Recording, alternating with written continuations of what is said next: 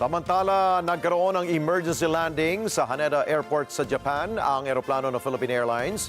Napatungo sana ito ng Los Angeles, California. Makarang umusok yung air conditioning unit. Ayon sa PAL, umalis ang eroplano na Flight PR-102 mula Manila. Dakong alas 10 ng gabi patungong Los Angeles. Sumalit na-divert ang flight nito dahil nga doon sa aberya. Napagalaman mula sa PAL ng eroplano na Boeing 777 ay may registry number na RPC 7782 at meron tong lulan na higit sa 300 pasero.